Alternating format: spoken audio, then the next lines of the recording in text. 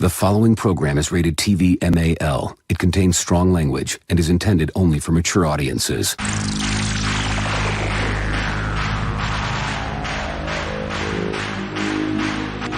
TBS, America's #1 independent television network, presents the following sports exclusive. You're listening to Basically a Sports Show. Follow us on Twitter at Basically Sports. Subscribe to our podcast on iTunes. And check out every episode of the show at basicallysports.tumblr.com. Now here's your hosts, Zach, Greg, Mike. and this is Andy, and you're listening to Basically a Sports Show.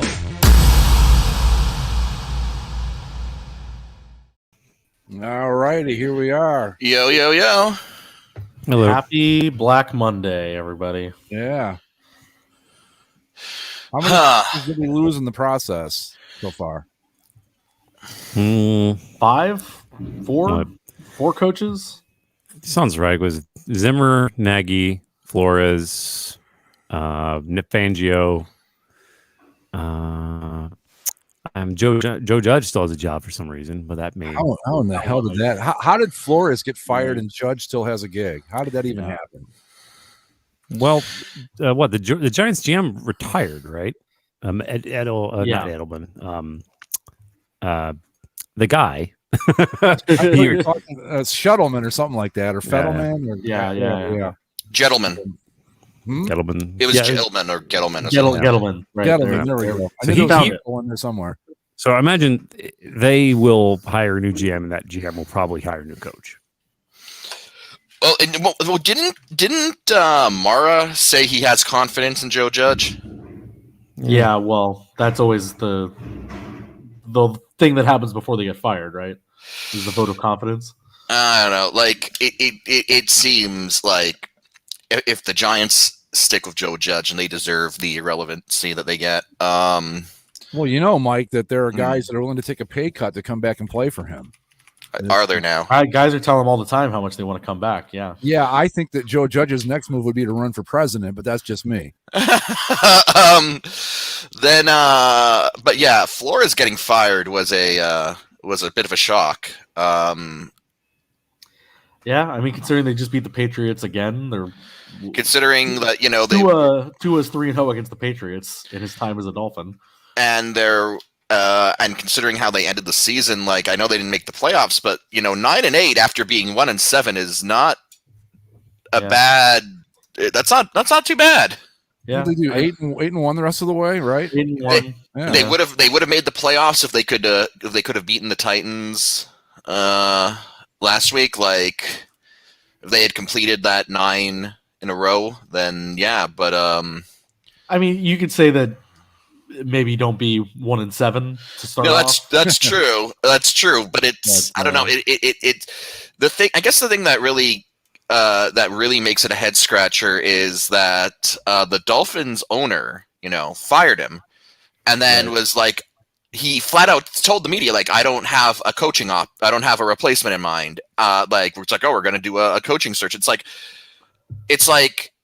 I don't think Brian Flores was that bad of a coach that you could afford to fire him without at least a replacement lined up. As somebody else on Twitter said too, if the guy you fired instantly becomes like the #1 head coaching candidate on the market, you probably fired the wrong guy. Yeah. Who's out there right now that's a better option than him? Yeah, right? I mean, you could say guys, Urban Meyer's right there. Oh man. Hey, you see what that Jacksonville team did. I mean, it's inspired. It's Miami, right? So plenty of clubs for him to grind up on the 20-year-olds. I believe the Dolphins owner also had a quote in the press conference of, "I won't be the guy to take Jim Harbaugh away from the University of Michigan." Good. Right. Yeah, he likes Michigan. He wants them to. Well, that's his alma mater. Yeah. Right. Yeah. Right. I know. I don't. I'm sorry. I was just going to say he's as original as the rest of them. Then go ahead. Yes, a lot of the speculation was that Flores was one of those reluctant firings because they felt like they had a sure connection to Harbaugh.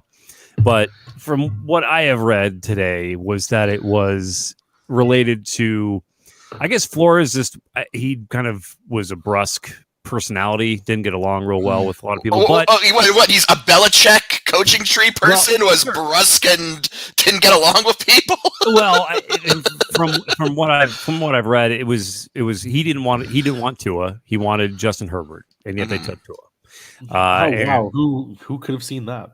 I mean, this is all he said, she said, finger pointing shit, Right. you know. But they said they didn't like the way he was developing some of his players, yada yada. I don't know. I think there is. I've heard that Tua doesn't like him. Like it was the other way around. Like Tua didn't like him. Which, if that's the case, that seems like kind of a bad. Like one, I don't think you should be. I think it rarely ever works out where when you start letting players pick the coaches. And What I would love is if Flores bounces back to Jacksonville. Oh. And then somehow the Jaguars make the playoffs again before the Dolphins do. That'd be. I mean, a lot of the players in this interesting, day and age of every player has Twitter now. You get like immediate reactions from a lot of these guys, and so Flores had a lot of guys that were not happy. That he got fired. Look, like obviously, as Zach said, like the big thing, they started 1-7 this year. Not great. If they win just one of those 7 losses in their first 8, they make the playoffs. But but at the same time, you look at it and it's like, I remember what this Dolphins team was before he got there, and it was pretty dire. He came in, year 1 was a complete tank rebuild. Year 2, which was last season, pretty good season, all things considered. They only lost out on a playoff spot on a tiebreaker. Well, and here's some of the games in that early stretch. Mm-hmm. They lost at the Raiders by 3 points. One of the many, 3 points and less games the Raiders won this season. They lost at home to the Jags by 3 points, and that's kind of inexcusable. That was in London, wasn't it? Yes. Yeah, you're right. That's in London. And then they lost at home to the Falcons by 2. Mm-hmm. So Falcons, Jaguars, Raiders. I mean, the Raiders made the playoffs, but okay. Jaguars, Falcons. Those are 2 games you got to win. Done. Mm-hmm. Yeah, I mean, I wouldn't say you win those, you're in the playoffs. Easy. Done. I wouldn't say that losing to the Falcons is a horrible loss, like say the Colts losing to the Jaguars on Sunday was. But yeah, you got to win those games, and they didn't. And I don't know. I just think that a team that. But I just think that given where the franchise was and where the franchise is, Brian Flores is not the coach you fire unless you've got a really solid alternative, in the pipeline where it's like, yeah, we know who our guy is going to be, and it doesn't appear like they do. So He'll bounce back just fine. Does anybody? I mean, who is the hot coaching hire right now? Brian Flores. Besides him, yeah, obviously, right? Yeah. I mean, there's people. Eric Bieniemy is still out there, the Chiefs offensive coordinator. Brian Leftwich is another Byron one. Leftwich, right? That's another one. And Jim Harbaugh. All these blackhead coaches. Who knows why they won't get hired? well, that's the other thing is that Brian Flores. It's not a good look because you fired a pretty reasonably successful head coach of color in a league that really struggles with those optics. And like, for example, today's been a weird day for me because the Bears cleaned house more or less up there. And they have, as part of their group that will be interviewing the next general manager, 2 people of color who are specifically in that process to kind of maintain the integrity. Sure.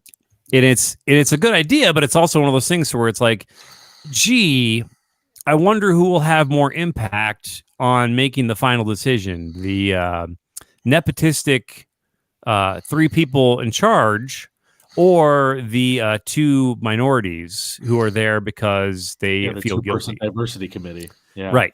Yeah. It's. I know that if I were Eric Bieniemy at this point, I'd be like, fuck off. I'm not bothering, because how many interviews has that guy been to now and never gotten a single gig? Well, don't bother me, and fuck off. I've got Patrick Mahomes for as long as I want to. Yeah. So that's Bieniemy was in a weird position because last year he was one of the hottest candidates, and there was something that came up with driving, some criminal or drunk driving, something like that, right? He had some things in his past, but I mean, we're not talking like last year or 3 years ago. It's like 20, 30 years ago stuff. It was just like, come on, man. Like that really, that's what you're gonna say? Oh, we're concerned about character. No. And you're concerned about character issues? Really?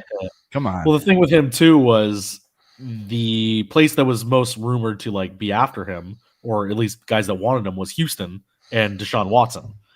And then, that's one of the reasons that Deshaun Watson was already pissed at the Texans, because they wouldn't even give Bieniemy an interview. Instead, they went with, I don't even know who the guy's name is. I don't know the guy's name either, but I know who he is. He was the guy who happened to be the Chiefs' offensive coordinator the year they didn't score an offensive touchdown. David Coley.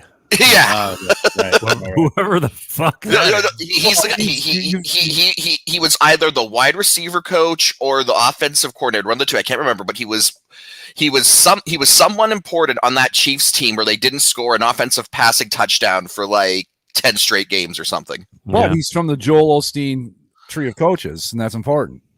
Is it? Is it low? I don't think anybody got the joke, the Joel Osteen part. Not like you got the Sean McVay tree, and then never mind. Oh, okay. So I was going a long way there. I admit.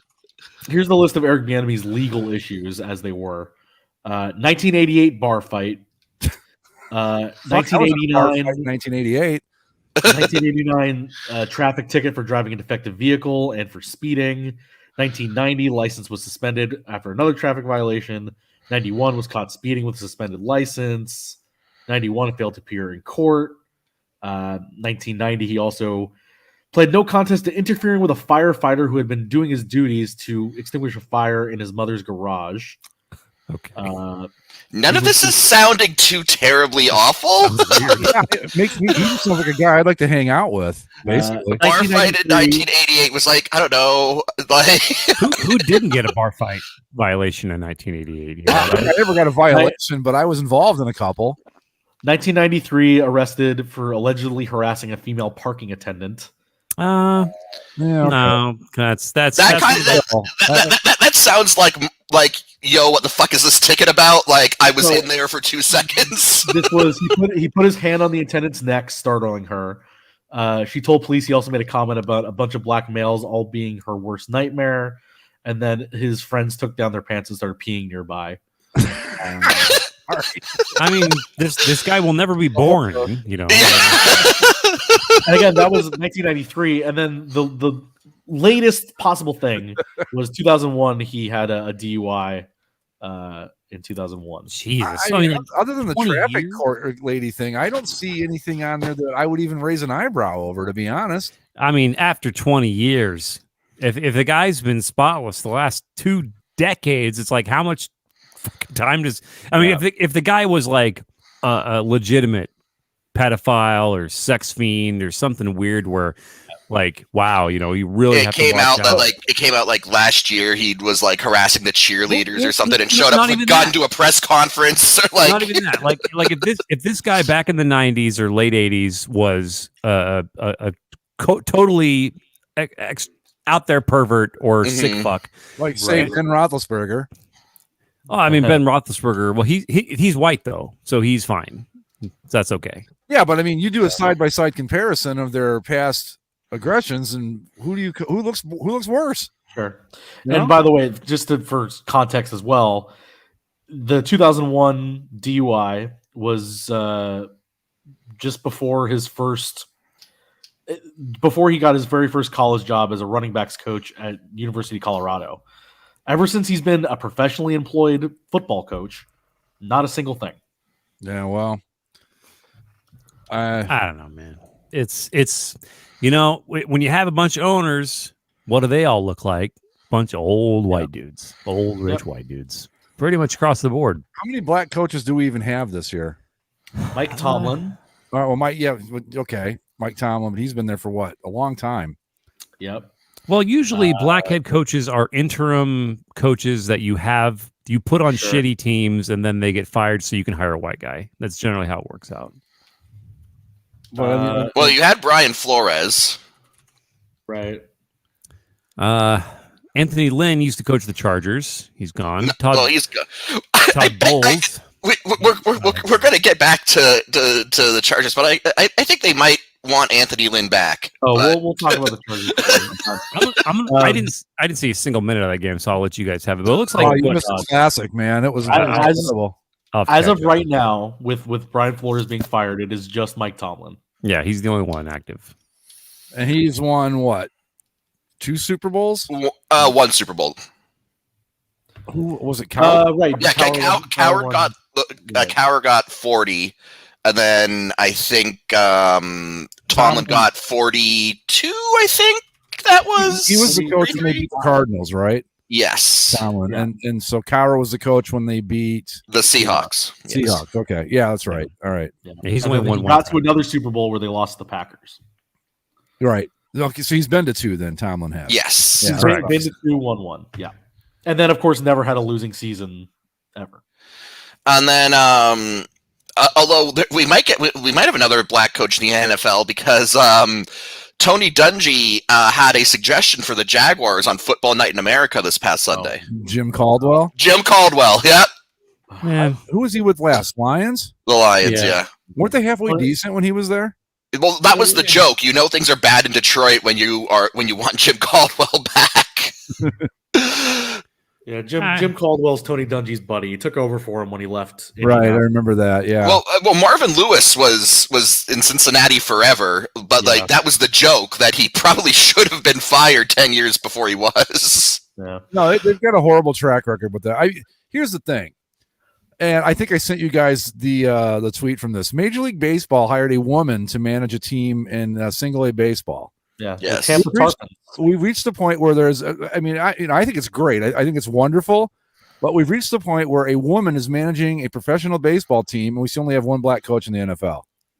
That seems fucked up to me. I don't know. We'll give it time. I think it's also just the weird cycle of candidates. Like Todd Bowles is going to get a job this year. That's for certain. Brian Leftwich probably will. Yeah. Byron Leftwich is surely getting hired. Brian Flores is going to get Brian hired. Flores. The only if somebody wants to put their neck out for him. My point is that in 2022 we shouldn't even be having this conversation. Oh, probably no, we shouldn't. But when it's like a demographics of the league thing, like how what's the I mean I can look it up right now, but it's overwhelmingly 70% of the NFL is black. I think it's 70, 75. Yeah. Yeah. But yeah, in the 25% are punters. Sorry. Oh, Jesus. But yeah, I don't know. You look at just the candidates. I think a lot of them are. I think we're going to see a lot of black head coaches. Which again, Greg's right. We shouldn't be having this conversation in 2022. But at least the fact that it seems like a lot of the high profile candidates are black coming into this. I don't want to say off season. We're not in the off season yet, but coming into this sort of coaching hire era. You know what, Mike? Honestly, we've been in this spot before in the last 5-10 years, where it's like it looks that way, and then it turns out. I mean, we go back to Eric Bieniemy. There were a couple other coaches. I mean, I remember there was I don't remember the name of the coach or the team, but he basically knew he was just being interviewed because everybody knew they were going to hire whoever they hired. I wish I could remember the team and the specifics, but I know you're talking about. I can't remember his name. Was that John Gruden and the Raiders? No, it was. I don't remember exactly. Maybe somebody listening knows, but it was basically he knew he was going in to be interviewed for a head coaching job that he had literally no chance of getting, just to fulfill the NFL's diversity requirement, which I thought that's just fucking awful. It's just a bunch. I hope this time, because there is this bevy of candidates, and there's a litany of open positions now, and it's more of a topic of conversation than ever because of the events of the last 2 years. So I would hope that maybe this inspires somebody to make an inspired choice rather than just another white guy that knew Sean McVay at some point. And also, please stop hiring all of Sean McVay's coaches. It's affecting us now. I mean, I'm looking at the list of like top candidates that are like the hot names and stuff, and I mean, I don't think there's anybody that's like a total like fraud that shouldn't be on this list. The one that stands out to me as possibly a fraud is the guy from Dallas. He's like 33 years old. Kellen Moore. He's He looks like he just graduated high school, and yeah, I don't know. I mean, maybe he'll be a great coach, but I mean, yeah, same thing with Matt Eberfluss. He looks like he's a kid. He's probably like 40 or something years old. But well, I think with the success of like McVay and to a lesser degree, what's the dude's name in San Diego? In the Chargers. Brandon Staley with the Chargers. Yeah, Zach Taylor with the Bengals. Yeah, I mean we're only maybe another season or two away before that's going to pick a senior out of high school and go, here you go, take off. Yeah. Well, with the name that really pisses me off that's on this list, and it's on every list every year, is our old friend Josh McDaniels. Once again, they just can't help themselves. Teams just can't help but want to interview this guy. He's I think after like the third time around, right? Well, once he left the Colts job, it became so apparent that the guy just wants to be Bill Belichick's number 2. And he will be Bill Belichick's number 2 until Bill Belichick eventually retires, and then McDaniels can finally have his day in the sun and fail spectacularly once again, and finally get kicked aside when there's nobody left to vouch for him anymore. Yeah, I Like don't. And again, the thing he did with the Colts should be Disqualifying. Never give him a head coaching job ever again. didn't he? He took the job, then he didn't take it, Yeah, or he He took the job and then quit like 2 weeks later. Yeah, he basically Belichick did the same thing. I mean, But when Belichick did the same thing, he then like went on and became Bill Belichick, so he gets a pass on that. And he did it to the Jets, and that's just funny. And he did it to the Jets to go take another head coaching job, whereas Josh McDaniels did it to the Colts to just go be Bill Belichick's offensive just to coordinator. go back home, basically. Yeah. Yeah, I mean, I don't want to be here. I mean, he was working for the Patriots when that interview happened. Yeah, Mhm. I mean, I believe so. Yeah, he did. It wasn't going from the Broncos. yeah. Yeah. So I think the whole Broncos experience really impacted him. I'm not trying to take his side or anything, but like, I think the guy basically realized his priorities are like, I can be a lot more. My kids are here, my family's here, my life has been here, I've had success here. Why the hell? As would I Zach wanna said, go- my TV's already put up on the wall. Yeah, exactly. It's like My stuff is here. Yeah. Yeah. yeah. Plus, he can tell Bob Kraft where to go get a hand job. He knows all the good places. He's in with that ownership and that organization. It's easy gravy. What is it called? The gravy train or whatever. Like it's just, Yeah. just life is good. He doesn't need to go somewhere with new ownership, new faces. And the last time it happened, it sucked. So why change? But people are still going to interview him. I think it's just an ego stroke at this point. Like why bother? Yeah. Also, we forgot when we were talking about head coaches. Mike Tomlin's the only black head coach, but he's not the only coach of color. To be clear, Okay. You have Robert Saleh with Right. Jets, who's Middle Eastern, Lebanese, I believe, and then Ron Rivera. Oh, right. Yeah. Yeah. So Still, just to not cover the all greatest- the Of the Washington Commander Hogs. No. bases. Jeez. Man hogs. Anyway, I just still think We'll get to that next month. save that for like the off week in the playoffs or whatever. But I think that the fact that we're still having this conversation or that we even need to have it is just ridiculous to me. I don't know of another sport, I guess hockey, but that's just a different animal. That's a demographic thing. That's a demographic thing. Like there aren't enough black people interested in hockey for there to be. Right. Right, exactly. It's like, why is there such a lack of black people in polo coaching? Well, because first off, nobody plays polo, and secondly, but yeah, it just seems sad because like I don't. I guess I don't really follow baseball closely enough anymore, but it doesn't seem like it's as big an issue. And I don't know. It's like you want a black head coach in the NHL. It's basically Jerome McGinley or Kevin Weeks, and I don't think either of them like want to. So I feel like there are guys that have started doing it at lower levels, like Emerson Edom, if you remember him. Like he's like a junior hockey coach, trying to make his way through.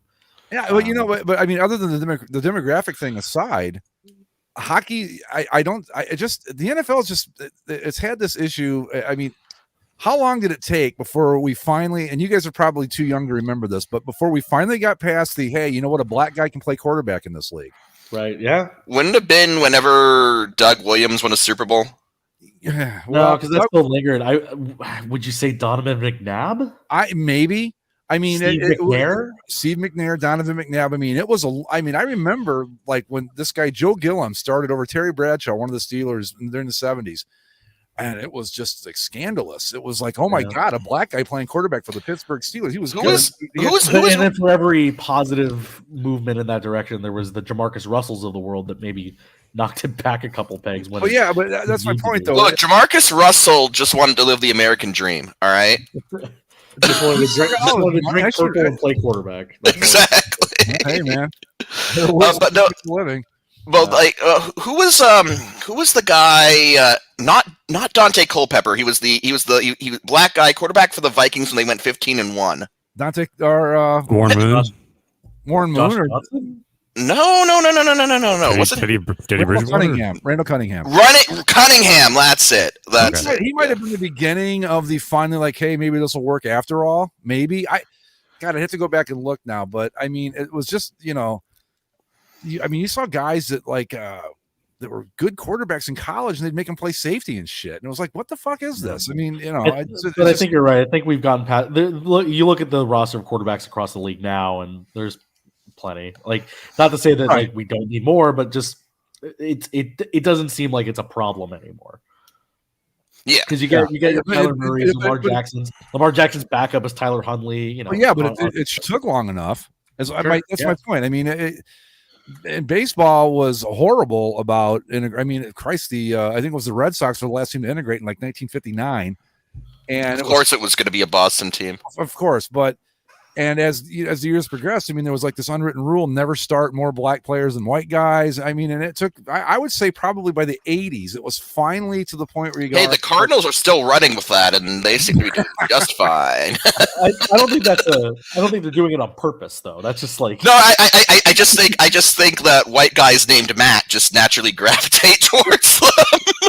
Yeah, that's a demographic. If a guy shows up to his combine workout in jorts, then it's like, oh, guys, him. Yeah. Yeah, right. But my point is that it seems like the NFL has been way slower to get to where they need to be than the other three leagues have been. Yeah, it's kind of ridiculous. That's just the thing that I mean, everybody knows it. I don't think we're making any, we're like breaking any big news here. But it just seems like it shouldn't even be an issue. We should not be on the 10th of January in 2022. We should not be having this discussion yet. Here we are. Well, I think we're having the discussion because I think it's one of those things. The conversation has to take place because we're not the ones in charge of hiring and promoting these and signing these players. Like, no, but we should be. Well, yeah, it's debatable, but the old Andy, the GM position of the Bears is open. Right. Yeah, right. They hired me. Oh boy, bad things. Here, Mr. McClaskey, here's my blog. If you would like my opinion. I just basically I'd sit there politely and wait for the owner to die. That's basically what my job would be. I think we should sign 6 Dickas and we can put a Polish sausage in at running back. You get some Italian beef, you put it in a crack pot, and then you find a bunch of old Bears with CTE and you sign them to run the team. Roll it down the field and touchdown. Yeah. This fucking the owner of the Bears is 99 years old. Jesus Christ. She ain't fucking dead. There's no way he has it's Virginia, right? Virginia, yeah. Mrs. Virginia. First off, I seriously doubt that. I mean, was she that involved in the day-to-day operations before she took over the team? I mean, I don't think she ever was. I mean, she's largely ceremonial. Greg, answer yourself this. Would a 99-year-old woman potentially with dementia running the Bears explain everything? Well, yeah, it'd explain a lot, actually. Well, it's a murky thing. If you get into the Bears ownership and management, it gets very apparent very quickly that like these people have no idea what they're doing, and they haven't for a long time. But again, if you see Virginia every time the Bears are on national TV, they got her old ass up in a luxury box. You can clearly see where her like oxygen tank thing has been taken out of her nose, and she's just being propped up like my cousin Vinny. Just like everyone's just Weekend at Bernie's, man. Or Weekend at Bernie's. I'm sorry, yeah, and just it's a sad. And her son's an idiot, and her son's the chairman of the team. So who- her son's going to take over when she dies. yeah. I mean, he basically runs it now. I mean, It's like Succession in real life, kind of. that comparison came up a lot today on different radio stations. Are there siblings to backstab each other? Like, So the Bears' current chairman of the board is George McCaskey, who, for all intents and purposes, runs the team. And they were asked. He said that we had to fire our GM and coach because of their wins and losses. So they asked him. They said, George, you've been in charge of this team for 11 something years now, and you're like 13-67 or whatever. You're terrible. Why do you get to keep your job? And he said, well, the board has told me that I get to keep the job. Well, the board consists of like his mom and his cousins and his brothers and like two 80-year-old white rich billionaires. Like that's the board. So it literally is Succession. That's funny. Yeah. I mean, I don't know if anybody's seen the Hulu series Dope Sick about Purdue Pharma. Sounds a lot like their board, where it was all like cousins and brothers, and yeah, same deal. It's all this nasty, just incestuous thing, and they all suck. Like they shouldn't. They're not qualified to run it. So fantastic. So when the Bears fired everybody this morning, it was a great celebration. Everyone was happy. We don't get much joy as Bears fans, so when this happened, it's like fuck yeah, they actually did the thing. And then the ownership, then McCaskey came on a few hours later and fucking ruined it. oh, Had an hour-long Zoom press conference where he just pissed in all our cornflakes and basically said, I'm in charge. Nothing changes. We're going to hire an idiot. My grandson will be running the team from now on. he's such a good boy. He was asked what his mom had to say about it, and he said she was very disappointed in how the team played. She doesn't know. I thought She's very Chicago. disappointed. I mean, I bet if you were to go up to Virginia right now and be like, Miss McCaskey, how are you doing today? What do you think about this weather? She'd be like, She'd ask if you've seen the latest Clark Gable movie or some shit. she doesn't. Yeah, she wouldn't even know. She'd probably think you were one of her kids or something. Billy, is that you? She'd think her dad George was running around. Dad, Bronco Nagurski felt my skirt again. Oh Christ! That fucking lady wakes up every day hearing the trumpets of angels like calling, like, come on, right? Virginia, it's time. No, I want to run the Bears for another day. Fuck me, right? There's always next year, Andy. Yeah. Jesus. Where do the Bears pick in the first round? Well, they don't have a first rounder this year. Good. They traded it to get Justin Fields. Oh, right. Okay. That's fine. Yeah, he got COVID at the end of the year, so that's good. And well, hopefully there won't be any next year, so it'll be fine. Yeah, I don't know. Whatever. I gotta say, man, and I don't mean this the way it's gonna sound, but it's like the Browns are kind of looking at you guys and going, "What the fuck are you doing over there?" Which is it's fine. Not a good thing. It's just like when the Browns you're going, "Wow, little the whole league." Yeah, and part of McCaskey's presentation today was to call out. I don't know if you guys remember the name Olin Kreutz at all. Oh yeah. Olin Kreutz, he's probably a Hall of Famer, center for the Bears forever. And he went out on he was telling stories about the McCaskey family just a couple weeks ago and mentioned that he was offered a job with the Bears a couple years ago, and they were going to pay him $15 an hour. Wow. Good money. And, yeah. And so they asked George about that. They said, Mr. McCaskey, Olin Kreutz says that you offered him a minimum wage to do this job. And he basically said that he was a liar and told a bunch of the assembled press, like, this guy's a fucking liar. Don't trust him. And so now they're dropping. Apparently, it's not gone well for George. He's gotten phone calls from him, and I don't know. It's just like this sad, this bumbling organization that I don't know what I did in a past life to end up rooting for this fucking team. But well, Andy, on the one hand, you're a Bears fan. On the other hand, you are not a Los Angeles, San Diego, Costa Mesa Chargers fan. But do those really exist? You know, Look, Dozens. There are dozens of them. look, Andy. I'm going to say, Dozens. I guess I said this right now. All right, I have never been so sure of a decision in my life than to dump this team, because what I watched last night was just it was Like- if you know as a Chargers fan, then you know what just happened. It is the most that they've ever chargered. Well, Don't the you think, though, thing that- too is they actually tried. They tried so hard to get. They fought like hell to get back in that game, going for it all those fourth downs. Zach, they always try. They always try. Am I the only one that was surprised that they didn't miss the extra point after for the tying touchdown? That would have been hilarious, actually. I was just sitting there going, Absolute there's no poetry. fucking way they make this. There's no So- way they're going to make it. so as somebody, I missed I went to bed early last night. I missed the end of the game. I woke up and I had like 20 missed text messages. You guys talking about this? So could you explain to me, just kind of point for point here, what the hell So- happened at the end? So- Here's the thing, Andy. There's moments in time where even in this divided nation we live in, that the world comes together to support one idea. And God damn it, we all wanted the Chargers and Raiders to tie. So basically, the way that it came down, it was poetic, really. If the Chargers won the last game of the season, they would get into the playoffs, Raiders would be out. If the Raiders won, they get into the playoffs, Chargers would be out. But if they tied, they would both get in, and the Steelers would be eliminated. But Mike, you're leaving out crucial details here. First off, in order for that to even become plausible, We had to have the Jaguars. the Jaguars had to beat the Colts, Which they did. which they did, Ugh. and then the You Steelers get the had to Jaguars beat the Ravens. Colts. You get the Pittsburgh thing in overtime. Yeah. And we wait all night for this because it's like, oh shit. They could like we joked at one point, like, haha, wouldn't it be funny if they tied? And then like, the Raiders went up big, and it's like, oh well, maybe not. Yeah. And then son of a bitch, the Chargers, Justin Herbert willed that team into a tie.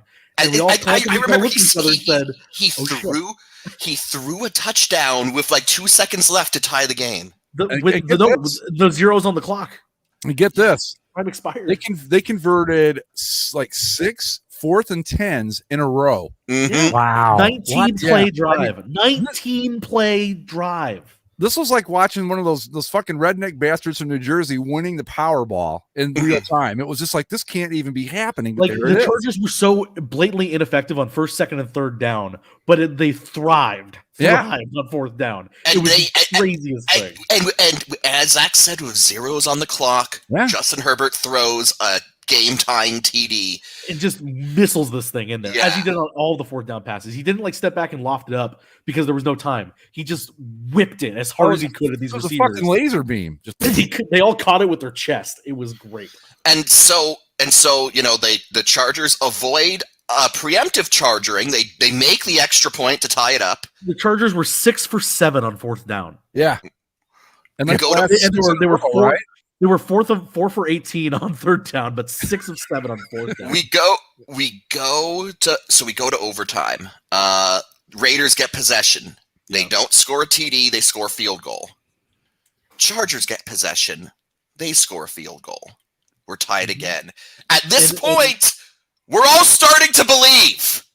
Yep. How much time is Miracle left? of this? unfolding. Like There by the time was- they were tied, it was like 2 minutes and something. Yeah. No, they were tied. The Raider, the first 2 drives of overtime took like 5 minutes. So Mhm. the first almost 6 minutes of Yeah. the overtime of the 10-minute OT. So the Raiders had the ball for 4:30 before they ended up. Yeah, winning so, it, but- so the Raiders get the ball back after the Chargers kick a tying field goal. And they start working down the field. And it's interesting because, again, both teams get in for tie. And so we're noticing that as the Raiders are they're making short passes, they're making short running runs, the football. they're They running are the football, running the football. and nobody Once they And got past midfield, they stopped passing. and nobody's calling any TDs. So the clock is just ticking down. We get to 2 minutes and we're like, holy shit, this is happening, guys. Like they're only at 2-minute warning midfield. hits. 2-minute warning hits, and then we get run, and the clock ticks all the way down to 38 seconds, and the Chargers take a timeout. And we're all going, no! And you even see right before he called the timeout, they cut to Justin Herbert on the sideline, and you could read his lips that said, "I never wanted a tie so bad right Yeah. now." And then they call a timeout. Brandon Staley after the game says that they were running the ball and we didn't have our right run defense in there, so I wanted to take the timeout to get the right guys in there. But that's ignoring the fact that, Brandon, if you had just let them, they were going to run out the clock. They were handing that fucker to you. It was just They like, were They weren't in field goal range. So then they take the timeout, and then on the other side of the timeout, they give up a 10-yard run with that new run defense in there to set the Raiders up for a 47-yard field goal. They take the timeout with 2 seconds left and kick the stupid thing because you gave them the time, and we were all sitting there waiting for the tie, and the Chargers were like, no. Watch this. We're going to take the timeout because we're going to still have enough time to win this thing on the other end of it. It's like, oh, no, you are not. Yeah, no, because So the win for the Chargers there was the tie, and they actively stopped themselves from doing it. actively stopped themselves from it, and Derek Carr went into a press conference and said that timeout completely changed what the Raiders were going to do. yeah, it was like Again, the Raiders, like the Chargers weren't taking timeouts after they. It wasn't like the 2-minute warning hit and the Chargers started taking timeouts. No, It was 2-minute warning, Two all the way run down plays. to 38 seconds. it was. And not only just that, the Raiders run their play at 1:20. Mm-hmm. The Chargers call timeout at 38 seconds. And not only that, but it was like the Chargers. Once it was like they figured out what was going on, and it was one of those things they had to just stand out of the way and let it happen. We have to Charger this, and there's only one way to do it. We've got to call a timeout. And the Raiders are like, okay, fuck you. If we're going to try to hand it to you, you don't want it, then we'll win, whatever. Mm-hmm. And of course, It's remarkable. everyone on Twitter, like all of social media was going berserk because the only teams that were actively invested in this, well, really the only team that actively wanted a win or a loss was the fucking Steelers. Well, the urinating Raiders tree, fans, Chargers fans, and everyone else in the football world were like, no, tie is fine. Let's do this. Chaos. Come on. the urinating tree was doing a live stream and freaking the fuck out because he's a Steelers fan. It's so funny. The Steelers, like Yinzer They kept Twitter. cutting to the one Steelers fan in the crowd that like Yeah. 15 minutes ago he was fine, he was having a great time, and then like as they cut later in overtime, he starts putting his hands on his head, just like, oh my god. Well, I mean, just think of the ridicule that guy would have gotten if that fucking game had ended in a tie. And so we could have had a beautiful tie that Yeah. sent both teams to the playoffs and sent the Steelers home and ripped Big Ben's big heroic moment from him. Yeah, But no. As I said on the boards, the universe is cold and uncaring, and there is no justice. What a Simple as that. strange Chargers set of exist. circumstances, too. You know, you have a very rare opportunity Alignment. Yeah. where both teams have a mutually beneficial thing. Circumstances are perfect, and you can simply say, like, hey, let's just, we got it here. Let's go to the playoffs, boys. Like, we're done here. Yeah. Well, Instead- and like they did the work during the regulation time of, hey, we tried hard enough to show that we didn't rig it. Right. We Right. didn't do this on purpose. No one would have questioned it after Except the Raiders- Steelers fan. Except Steelers Yeah, well, fans. whatever. But fuck Fuck them. them. Yeah, Yeah, but if once they got to overtime, all they had to do was just run or take a knee for 10 minutes, and we would have been home free. Yep. But no. And they even, you know what though? They even played competitive. Yeah. In the overtime, where even if the Raiders, you know what? I'm surprised the kicker for the Raiders didn't like just kick that fucking thing into the sidelines and go, there you go. Well, I mean, from what it sounds like, that timeout basically said, like, fuck them. Just go. Yeah, they- Yeah. The Raiders were playing for the tie until that timeout.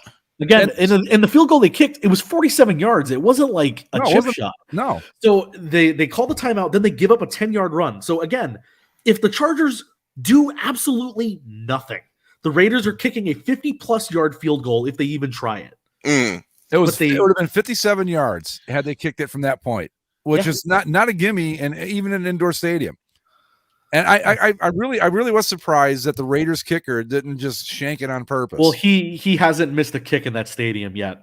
But that's what I mean, though. The Chargers, like I said, they could not get out of their own way. It was like the forces of the universe said, no, we cannot allow this. And I mean, they didn't know what else to do, so they said, "Well, fuck it, we'll call a timeout and see what happens." Well, It was unbelievable. It's bad for the league because I mean, you want guys like Justin Herbert in the playoffs. You want these young quarterbacks, very talented guys, and especially in the San Diego / LA franchise now, which is has needed a spark, no pun intended. And now you got Ben Roethlisberger, who's nobody wants to see him. It's been an awkward few years since the whole bathroom thing, and it's been time. The circumstances were right for him to just kind of go away. Anyone who's watched him this season knows he's fucking done. Oh yeah, Oh my yeah, god! totally. Even that game yesterday was just like such a chore. Like They're gonna lose like 48-7 to the Chiefs next week. Who wants to see that? I don't give a fuck. yeah. Take Joe Montana. I don't care. It's like when you're done, you're done, and just enough. And the fucking Chargers, I couldn't believe it. I just couldn't believe it. It was like, what is the matter with you? They couldn't stop themselves. Well, here's the thing with the Chargers too. Like all the drama last night was incredible. Again, because it was the very last seconds of the regular season, week 18, the whole thing. It was incredible. They also got their ass kicked by the Texans 2 weeks ago. Yeah. If they don't lose to the Texans, they're in the playoffs. No problem. But at the same time, I was happy with how everything was working out. Going in, like we had a beautiful situation here, and as I said on the boards, we could have had something beautiful. Chargers, we could have had something beautiful. The amount of incredible things that had to happen to get us to that point, where it was disappointing because it was like in Apollo 13 where they go, we've got like 9,000 things that need to go right, and we're at number 13. We got to like number 8,999 last night. It was like, we're there. The miracle is about to fucking take place, and then it didn't. And that was just the law of big numbers of that. And in all of this are, the reports that the Chargers players are not happy with their coach calling a timeout. So, by the way, not to mention with the Chargers like decisions all day, a lot of those fourth downs came late. But let's not forget that this is a team that also went for it on 4th and 1 at their own 18. Yeah, and that was the one they missed, right? Yeah, that was the one they messed up because they tried Austin Eckler up the middle for -2 yards. They held the Raiders on the other side for just a field goal, but still. That's the difference. Yeah. All things playing out equally after that, take that field goal away, they win the game in regulation. Yeah. Simple. Whatever. I'm sorry, I brought this up on the boards, and I'll just point it out. This team in my life has had Dan Fouts, Hall of Famer at quarterback. Drew Brees, going to be a Hall of Famer at quarterback. Phil Rivers, probably a Hall of Famer at quarterback. And now Justin Herbert. And you know who the guy was that led them to their one Super Bowl? Stan Humphries. Stan Humphries. That's to me. And still, they got blown up by and the then and then the 49ers just like laughed at them as they scored 56 points or whatever. Yeah, but that's the Chargers. And it's a shame because I kind of like the Chargers. I like the uniforms, and not so much as they moved to LA, but before that, they were fun. Well, I mean, that game last night looked incredible between the Raiders' dark, brooding uniforms, the Chargers' bright, colorful uniforms, all the grass stains. It was amazing. So nice. It was a great football game. It was just unfortunate that it turned out the way it did.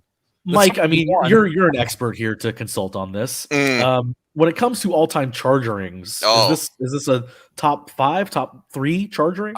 This is probably the worst. The only thing that comes close is Nate Keating missing those field goals against the Patriots in the 14-2 year. You think you play the Patriots in the playoffs, you pick off Tom Brady 3 times, we're gonna win. No. Because Nate Keating can't hit a fucking field goal. When I slightly cared about the Chargers, Nate Keating is just a name that I will never forget. Nate Keating is patient zero when you do the Chargers kicker jersey, like the Browns quarterback jersey. I just think it's unfortunate that because we all knew they were going to miss the extra point after they got the tying touchdown, right? That was just a given. We figured that was it. That was fun. Good game. Way to go, Raiders. And then they make the extra point, and you're like, well, fuck, this can actually happen.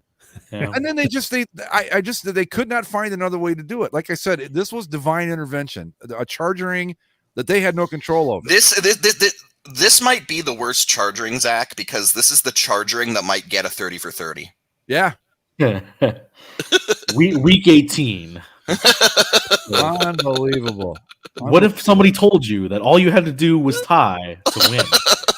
Let's back up. Let's back up. All the Colts need to do is win, like, what, one game in the last 3, and they fucking can't do it. When it comes to, I have a personal grievance against the Colts now because the last 2 games of the season for our picking, I had the Colts games. Or no, I had the Colts last week against the fucking Raiders. That's right. It's the Raiders who I picked both times. Yes. So I picked the Colts against the Raiders, and then the Raiders beat them. And then I picked the Chargers against the Raiders, and the Raiders beat them. So screw the Raiders. Speaking of the pickup, by the way, repeat. Congratulations, Mike. You, da, da, da, da. Well, and actually, really, I thought I was ready to give it to you last week because I figured, the Rams, they've got it on right. They're fine. They're not going to blow this one to the Niners again. I thought I wouldn't even have to worry about the. Well, see, here's the thing. I feel really bad about it though because it's like I didn't want to win like this. Yeah. I would have taken the tie. I would have taken the tie in the Raiders Chargers game over the pick-up. Right, but a tie would have made me lose too. So it was like, the Rams won the conference championship in a loss, or the division championship in a loss. In the middle of overtime, they were like, "Oh, division champions," and it's like, great. Yeah. Well, I mean, so Mike, you finished 12-6, Zach 11-7. I was at 9-9, and Greg at 8-10. So it's not like there was there was two different groups of people picking, 2 that were good and 2 that were 500 essentially. Well, so, Andy, you still made the playoffs. Oh yeah, I guess so. Well, the thing I was going to say about this game and the weirdness that was Week 18. Yeah, guaranteed that this is not going away anytime soon. Week 18 forever is going to be a thing because, I mean, it was always going to be, but because the NFL loves these when these final couple weeks, especially the last week, determines a lot of the playoff picture, and this one obviously did. I wanted to ask about the Colts situation. So they go to Jacksonville, and there are literally fans, dozens of fans dressed as clowns, and the Colts blow it and lose. They got their asses kicked. I mean, just blown out. What Carson Wentz? It was literally Carson Wentz's least rated game of his career. So 4.4 Carson Wentz. PBR. So Carson Wentz just recently he did enough to merit that the Eagles get the Colts first rounder, right? Yeah. And then a week later, he has the worst game of his career, and the Colts are out of the playoffs because of it. Yeah, the Colts also, by the way, they've lost 6 road games to Jacksonville, including a game in London. What the They have not beaten the Jags in Jacksonville or not outside of Indianapolis since 2014. I think it was. Yeah. What a weird thing. That is a weird stat. I don't know where I think I saw it on Twitter where they were like, don't sleep on this Colts Jags game. They haven't beaten them in forever. I'm like, wow, really? And but every year though, I mean, think about it. We get this happens every year. You got a team, all they gotta do is win and they're in, and they fucking can't do it. It's for a month. Yeah. And we get a team that always falls ass backwards into the playoffs. We got it again this year with the Steelers. They got no business being in the playoffs. None. But here they are. It's unbelievable. But yeah, the whole 18-week thing, that's not going anywhere now. Well, I think the odd number of games, right, it makes it to this point where you can't have a 500 record, so you're going to have all these weird tiebreakers at the end of the year. Yeah. So that's good. Well, let's look at our playoff matchups real quick here. So on we have our 2 Saturday games. What did you call them, Zach? The Tostino's Pizza Bowl or something? Well, that's the early game. The early game is reserved for usually the AFC South champion. Usually it's the Texans, but they haven't been there in a couple years. Right, but this Bengals-Raiders game is a Totino's Pizza Bowl rematch. They have this exact matchup when Derek Carr got injured that one year. Right. That was the Pizza Bowl that year. All right. Okay. And what was the other one? Yeah. Sorry, go ahead. The other Saturday game, Yeah, Mike, is Patriots Bills. Pats Bills. Yeah. all right. Wow, Pats getting moved to a Saturday night. That's like one game away from being irrelevant. well, no, that's the Bills. That's not really their fault. They'll take it just to crush the Bills' dreams again. I don't think the Patriots are very good. I think they made the playoffs beating up on bad teams. Here's the thing. Here's the thing. I would be inclined to agree with that, except for the fact, and I'm not saying they're gonna win anything of note this postseason, but they are 1-1 against the Bills this year. Yeah, but the one game they won was the blizzard in Buffalo, where they didn't pass the ball but 3 times. Now that was a real. You got to kind of throw that one out. Now again, but to be fair, this game is also gonna. It's clearly right now it's stated for a 13-degree temperature kickoff with a light dusting of snow. Not the same terrible storm they had the first time, but some snow, very cold. It's in Buffalo, right? Yes. Yeah. Oh man, a light dusting of snow in Buffalo is like 2 feet. It's Arctic just conditions. Well, I mean, there's a game, that Saturday game in Cincinnati. That's not going to be exactly a tropical, experience. 26 degrees it says right now. What is it? Yeah. 26. That's not bad for Ohio in January, to be honest. It's not great, but it's about average. So let's do some picks game by game. We'll just kind of each pick who we're going with, and just for the amusement of keeping track. For the Raiders or Bengals, the sad little game in Saturday afternoon, who are we taking? This game is both of these teams, you don't know what to make of either one of them. They go out and they win, and then they lose to teams they shouldn't lose to. And here's my thing with the Raiders. This 4-game winning streak they just had to burst their way into the playoffs. Beat the Browns by 2 points, beat the Broncos by 4 points, beat the Colts by 3 points, beat the Chargers by 3 points. They also had 3 overtime victories this season? 4? They're surviving. They're getting through. I mean, I think they had 4 overtime wins this year. Yeesh. I go ahead, Zach. I was just gonna say I don't see how they can stop Burrow and Chase and Mixon. But they're rookies in the playoffs, so you never know what you're getting. But Derek Carr is certainly going to be motivated because the last time they made it was when he broke his leg or whatever the hell happened to him. And again, this team's been motivated for weeks because of all the shit that has happened to them this season. But I got to think that runs out at some point. And the Bengals are also a team that they haven't won a playoff game since 93? 91. It's been 91. Forever. 30 I saw years. A tweet today. This cracked me up that there's never been in the history of the world a text about Bengals winning a playoff game. I saw that. Text messaging was invented in 92. Right. The Bengals won in 91. God, the Bengals, I felt like after that Steelers debacle a few years ago, that was like the renewing of a curse. Yeah. It was sort of like a sign. But I think Saturday's the day. I think they'll get a win. I don't think it's going to be a great one, but I got to take the Bengals in that one myself. I go Bengals as well. Me too, because of the weather, and the Raiders are, whether they like it or not, they're an indoor team and they're not very good. And the Bengals, if the Bengals show up and play like they're capable of, it should be an easy win for them. I want good things to happen for bad teams, so I'm picking the Bengals. One question: was the last time they won the division the year that Carson Palmer blew out his knee in like the first quarter of that game against the Steelers? Yeah, or was that the year that the Vontaze Burfict game? They were. Let's see. They've won the division. They won it in 2015. Was the last time they won it. Was that the Burfict game? Yeah, I think that was. That sounds correct. Yeah. Yeah.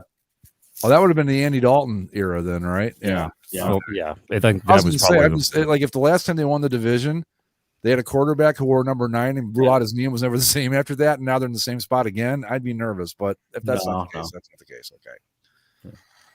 Yeah. Okay. So next game, it's going to be the snowy game: Patriots at Bills. Greg, you made it sound like you're not going with the Patriots. Nah, I think Josh Allen's a difference in this one. I don't think the Patriots are. I think they're okay. I and I can feel comfortable saying this, I don't think Mac Jones is as good as people think he is, because he's not going to. Well, I shouldn't say this because he's not going to run off like 7 Super Bowls for the next 20 fucking years. But whatever. I think it's going to be the Bills just because they're at home and tables will get broken and all that other stuff. But I'm nervous because this is the Bills conquering demons game. I was just going to say, this does have we're going to fuck this up written all over it, doesn't it? Maybe, but I think they've conquered the demon already. I almost think that the game that they lost to them earlier this season was an outlier. Yeah, because they came back and beat them in New England. A couple weeks later, and I mean that game in Buffalo was 14-10 Patriots, and then the game in New England was 33-21 Bills. I thought the game the weird game where the Pats only threw 3 times, that was in New England. That was in Buffalo. It was in Buffalo. Okay. Yeah. So I'm gonna go Bills. I think they've got their heads on straight, and they'll take care of them pretty quick. I'm with the Bills on me too. I don't know. Bill Belichick in the playoffs scares me. Yeah, I mean, rightfully so. Rightfully so. Are you on the Bills as well, or are you going Pats, Mike? I feel a darkness coming. I think it's going to be the Patriots. I think, I don't know. I'm not saying the Patriots are going to win the conference or the Super Bowl, but I just think that Bill Belichick's going to fuck with Buffalo's day, and we'll all pretend that Mac Jones is the next Tom Brady for a week before they come back down to earth. But I think the Patriots beat the Bills, and I think darkness prevails. There's a disturbance. There's a disturbance in sports. It was suddenly thousands of Bills fans were silent. We're just focused on Buffalo, and I really want the Bills to win. I want to pick the Bills, but you can't. I just feel like Bill Belichick.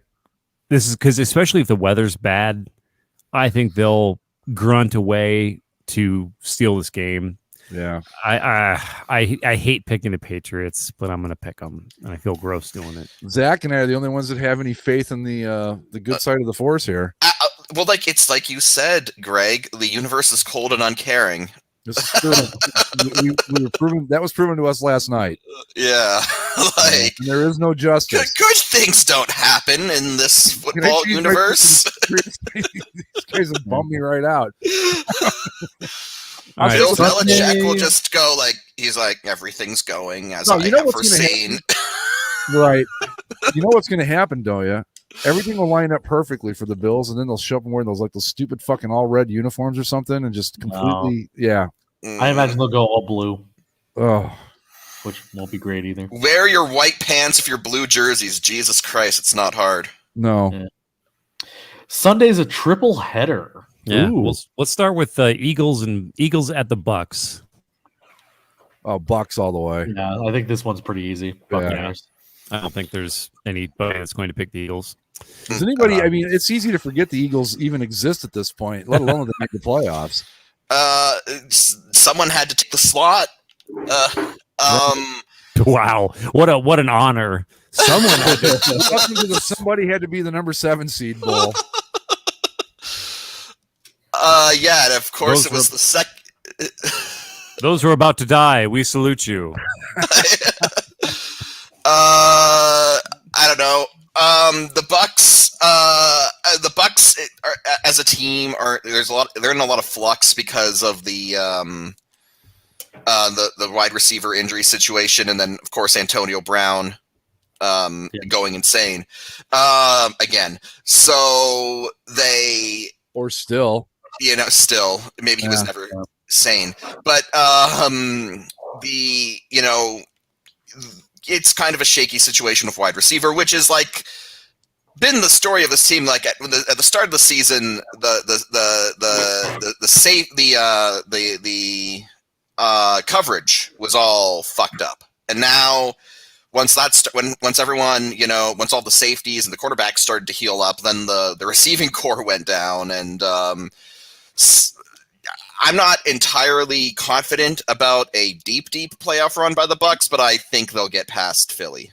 Yeah, and again, just as a reminder, this is why the Eagles are in the playoffs. Before they lost the finale of the Cowboys. These were the preceding 4 games that vaulted them into a playoff spot.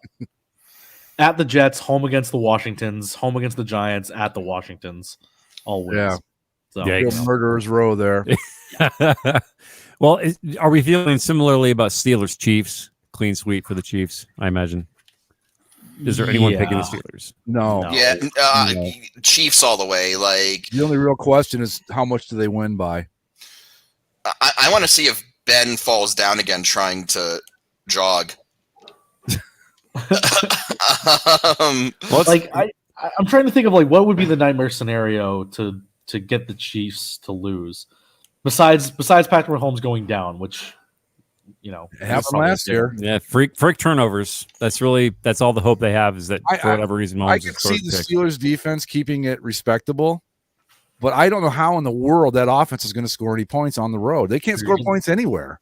just gotta give it to Najee Harris and hope that they shorten the game to like 5 possessions. Yeah, I guess. Yeah. No, Chiefs. Like I said, I don't even know what the spread is. What's the spread on this? Like 15? 12.5. All right, that was close. The Steelers, they'll sign Antonio Brown right before game time. He'll show up with a blonde mustache to the NWO theme and whole tables will turn. 49ers at Cowboys, a reasonably compelling game. First off, I want to talk about the 49ers Rams game. I know it sucked for you, Zach, but that was a really good game too. Really fun to watch. I mean, if you didn't have a horse in the race, which I didn't.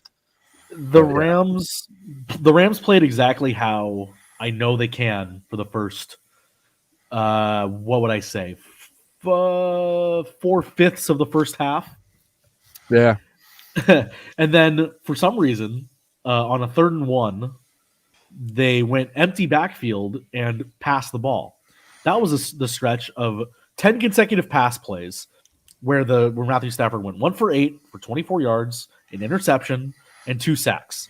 And over the course of those 10 passing plays for the Rams, the Niners went from being down 17-0 to tied 17-17. So the Rams had all the momentum, and then in an instant, they had none of it. Because the 49ers in the second half remembered how they beat the Rams the first time. They just beat the shit out of them. And they ran the ball hard. They played hard on the defensive line, rushing only 4 dudes. So I'm like almost colored towards the Niners in this game because they seem to play their absolute best against the Rams. I haven't really watched any of their games outside of that. And because I see them lose some of these games, like, how the hell are we losing to this stupid Niners team in Jimmy Garoppolo's bum-ass hand?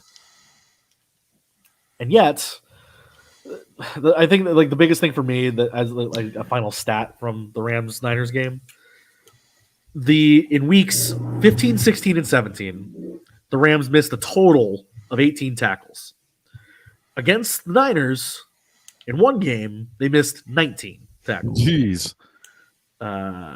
Which, by the way, the league average is about 8 in a game. So, not great. You know what the Rams remind me of, and you're not going to like this, but I think like if the Browns were really good, they'd be the Rams with the coaching and the way they do play calling and stuff. Yeah, they don't seem to know how to keep their foot on your neck. You know, well, the problem is McVay and Stafford are always like the team is designed for these explosive plays, so they're always looking downfield, which great when it works, like it did early in the season against, say, your Bears, Andy. But in a game like this, or the last few games, like the interception that Stafford threw in this game, I've seen him throw that same interception at least 6 times, where it's like a 3rd and 10, and instead of throwing a 10-yard route or lining up guys at the line to gain and just picking one, they don't throw to those guys. Instead, he finds the receiver running the deepest downfield in double or sometimes triple coverage and hucks it up there in hopes that the guy will come down with it, and he hasn't. So they eventually kind of switched their philosophy on the game tying drive at the end of the 4th quarter. And it's like, yeah, good. That's what you're supposed to be doing. But the problem was they didn't figure that out earlier. And the defense in its biggest spots didn't come up big at all. So hopefully this is one more punch in the mouth by the 49ers to get them their heads turned around going into the playoffs, which, I mean, we'll talk more about their game in a second. But as it comes to the 49ers, if they play like they do against the Rams, they'll beat the Cowboys. Yeah. If they play against like they do with everybody else, It's probably more Cowboy leaning situation. This Cowboys 49ers game is going to look gorgeous. Oh yeah, Yeah. definitely. Well- I think I got to go Cowboys. This might be the toughest matchup to call of the whole thing because Yeah. you really don't know what you're going to get with either one of these teams at all. I think Garoppolo with that hand against the Cowboys front is a different thing, and they're not going to have the same sort of blood in their blood in their eyes motivation that they do to play the Rams to beat the Cowboys. Well, and now they're in the playoffs, so they needed to win yesterday to get in. That was so Correct. I think the Rams were in no matter what, and then when Arizona lost, they clinched the division even, and it didn't matter at that point. So you can't really write off that kind of stuff. I mean, because once the Rams knew they had the division, what the hell difference did it make if they won or lost yesterday? Well, if they won, they would have been the second seed playing the Eagles Oh, okay. instead of losing and now playing the Cardinals again. I'm going with the Cowboys. I just think they're a better team. Okay. Yeah. Man, that San Francisco defense, so they can really wreak some havoc when they want to. And you got Deebo Samuel, who's like just the best player on the field for the 49ers. He's better than he's like. What did he like threw for a touchdown yesterday, ran for one, and almost scored one on. Yeah, so again, but he looks good against everybody else. He looks like the best player to ever lace up cleats against the Rams. He's like Tecmo Bowl Bo Jackson against the Rams for some reason. It drives me nuts. I used to like my unabashed hate in terms of the division was always the Seahawks, as we know with the Russell Wilson Chronicles. Hey, at least they didn't make the playoffs this year. I cannot fucking stand the 49ers and their fans. Yeah, they have leaped. I can't do it. You're At least we are free of the Seahawks for this postseason. So that's nice. And maybe even Russell Wilson won't be a Seahawk next year, which will be and Zach is now a complete 100% Rams fan. He hates the 49ers. That's good.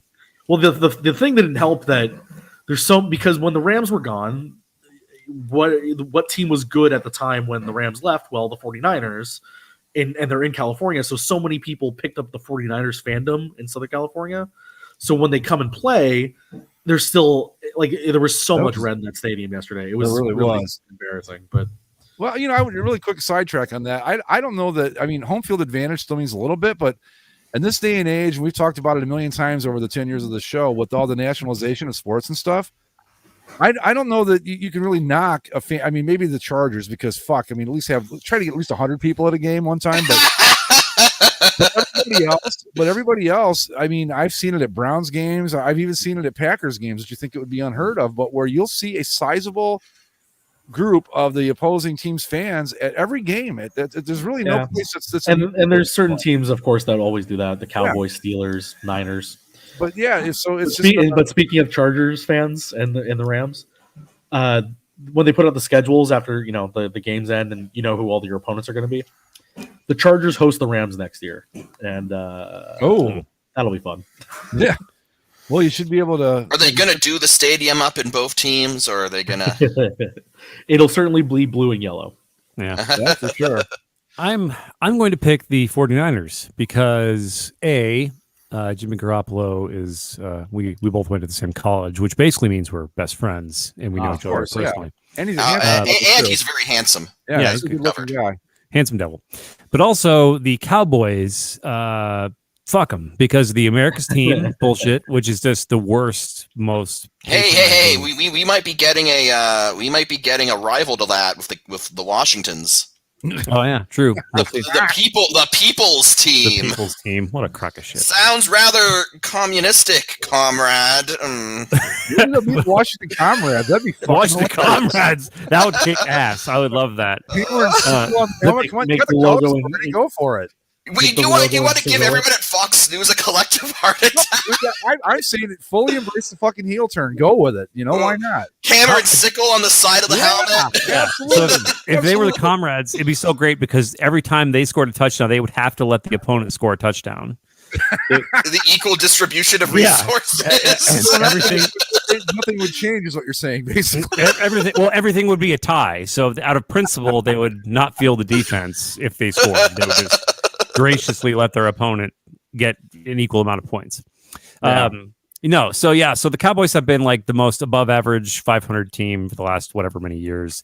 They're overrated, they're overpromoted, they're overhyped. They get everything, all this promotion and national attention that they don't deserve. So I'm going to go with the 49ers. Plus, if the 49ers win, there's going to be an abundance of great videos on the internet the next day of drunk Cowboys fans punching holes in the wall and breaking their TVs, which is always a blast.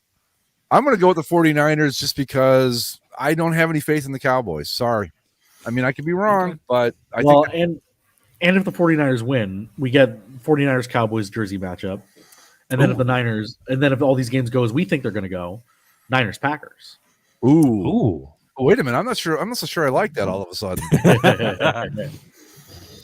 Yeah, I'm going with the Niners. My gut, my complete in-depth analysis, my gut says Niners. That's what I'm going with. I'm sticking with the Cowboys. Actually, I'm going with the uniform I like better, which is the 49ers. So, yeah, Niners. Yeah, all good arguments. Well, Zach, we're finally to your Rams taking on the upstart Cardinals.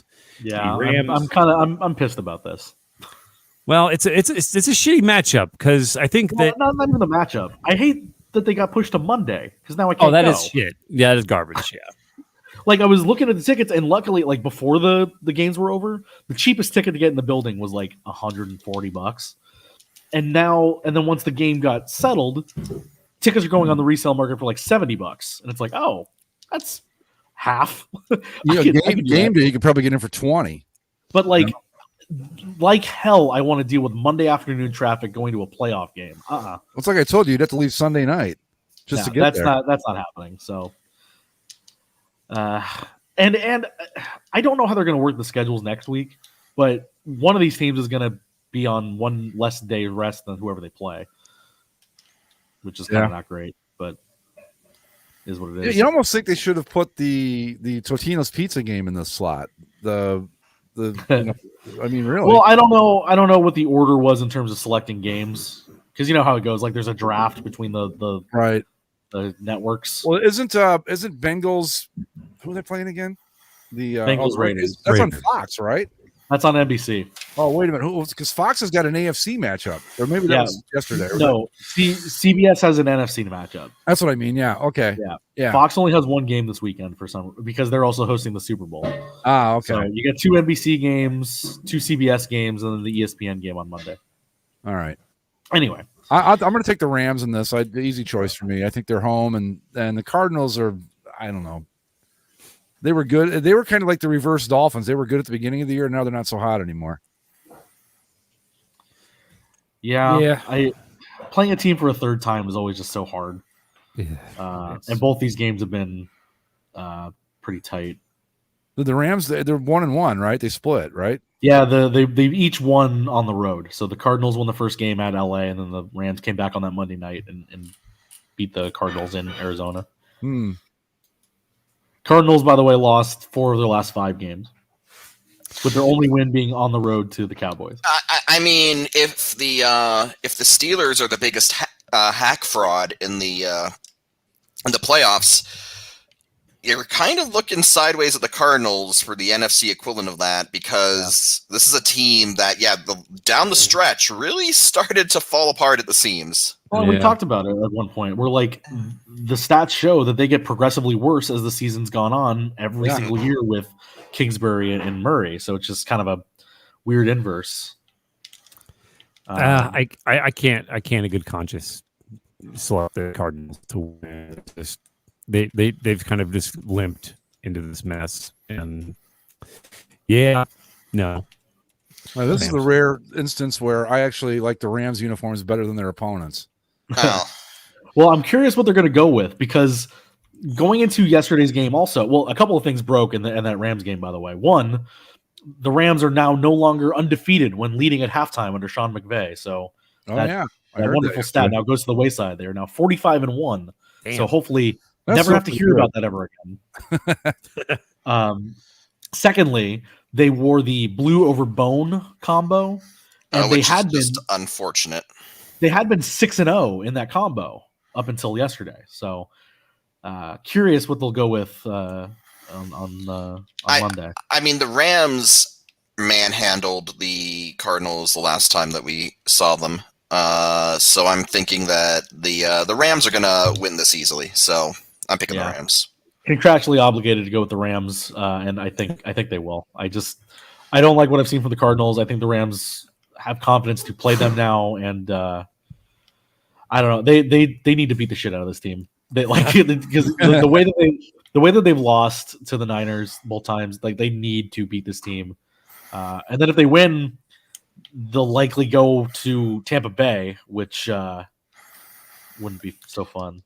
Bass Playoff Bowl. Yeah. Or I guess they would go to Tampa Bay if the Niners win, but if the Cowboys win, they would go to Green Bay. If we get Tampa, Los Angeles in the playoffs, can that be the Lucky Stripes Bowl? Sure. We'll either get one of them. It'll either be Tampa, LA, or Green Bay, LA.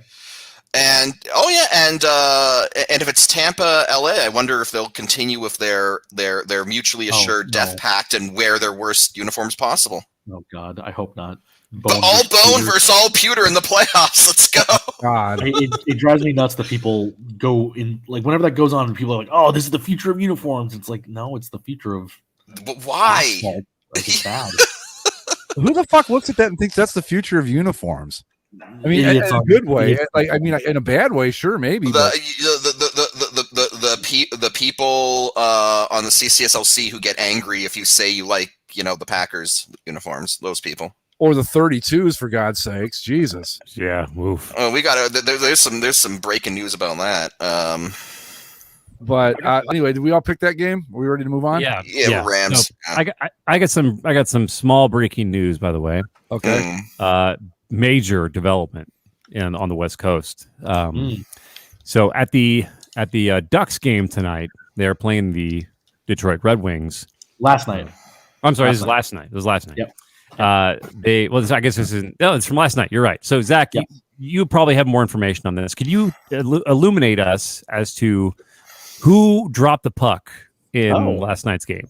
Well, because the lockout is occurring, and MLB players under contract are not allowed to appear at MLB team affiliated events such as Angels Night at the Ducks game. The Angels were represented by none other than the puck dropping Rally Monkey. Fuck yeah, that's awesome. Yeah. Wait a minute. The Rally Monkey was not bound by the lockout? No, and the Rally Monkey is not bound by anything. That's what he wants. The Rally Monkey is a scab. I gotta say, Some union breaker with a billy club's gonna kill the Rally Monkey because he's taking somebody's job. He's a management lackey. Either way, he showed up. He was in full Angels regalia. Yeah, wearing his red uniform with the 1/2 number. Yep. Huh? And he looks scared as shit. I felt bad for the monkey. Yeah. Of course he's scared. He's going to get his knees broken. By I trust the picket line to do this, bitch. Come on. Well, it was funny too because like eventually they put him on a table and then they handed him the puck. And when he got the puck, he like turned to the other guy next to him and tried to hand him the puck. And the guy was like, no, you got to drop it. And the monkey then turned back to the other guy next to him and tried to hand him the puck. He's like, no, drop it on the ground. And then he did give a pretty good puck drop. Yeah. And Ryan Getzlaf, took the puck. Oh, took the monkey's hand. My God, the fucking the pictures from this thing. It's awesome. It's funny. Yeah, so he's got a little monkey diaper on, and he's on the table, and wearing a Ducks jersey. No, wearing an Angels jersey. Angels jersey. Yeah, so he's given the puck, and he kind of gestures like there's a guy to his right. He goes to both sides, and he's like, "I don't fucking want this puck." and the guy on his right basically points to the ice and says, "Throw the fucking puck, you stupid asshole monkey." And he actually, like Zach says, he like gives it a hearty toss right to the sticks. Getzlaf. He knew what he was doing. Yeah, and he tried to climb onto the table. He didn't want to like be out there anymore. Yeah. It was good stuff. He was surrounded by ice. He's like, "Fuck this, man! I'm out of here." Lights and people and I love it. That's why the Rally Monkey isn't usually live at Angels games. He's on. Oh, so apparently he tried to hide under the table at first, according to Yeah, what a I love that he's a scab though. That's gonna Yeah, be he's a scab. anyway. It was funny because like I didn't even consider the lockout part when they said, "Oh, Right. Angels Night." I just figured, "Oh, I wonder who's going to be there."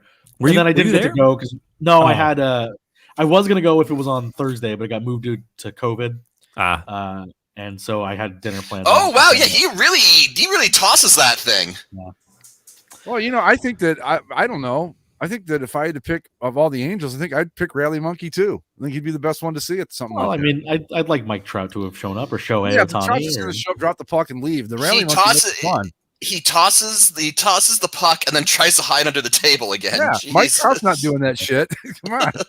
No, but Trout's a big hockey fan. He does show up at Ducks games when he's in town.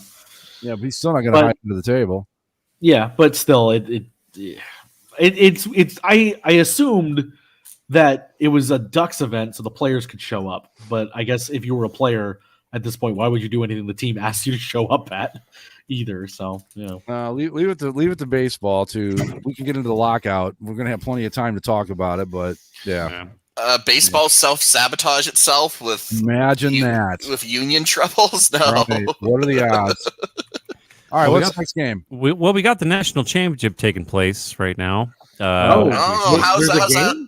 Alabama's up like 38-0 already, right? It's 3-0 Alabama. I've already committed to not giving this game a single second of my time. Like I have the That's score fine. thing up on my computer just to see what the score is. I don't want to watch it.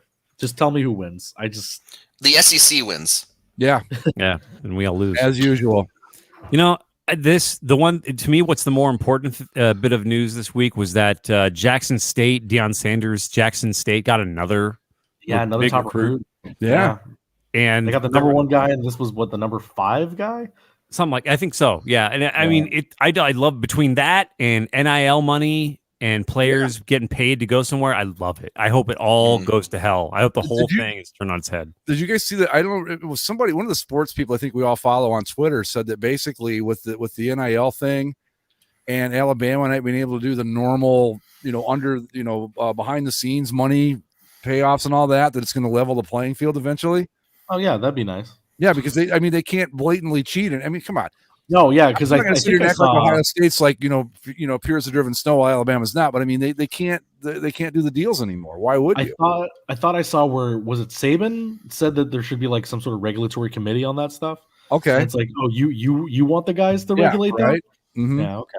How No, about we regulate sorry. where coaches go? And You- these guys you- also want to regulate the transfer portal, which, by the way, is bonkers. Like Lincoln Riley is taking his quarterbacks from Oklahoma to USC. It's kind of wild. But you know what, though? It's about time, because how many years, and oh my God, I mean, it's been forever, where college football, or colleges, I should say, made all this money on the backs of these players, and they got not fuck all anything for it. If you wanted it, like say Jim Harbaugh does leave Michigan, and one of his quarterbacks is like, well, this is why I came here. Now I got to like wait a year before I can go anywhere else. That's nonsense. Well, as South Park parodied it, like they just flat out called them years ago. slaves. Years That was- ago. Yeah. That was a long time ago. So College athletes.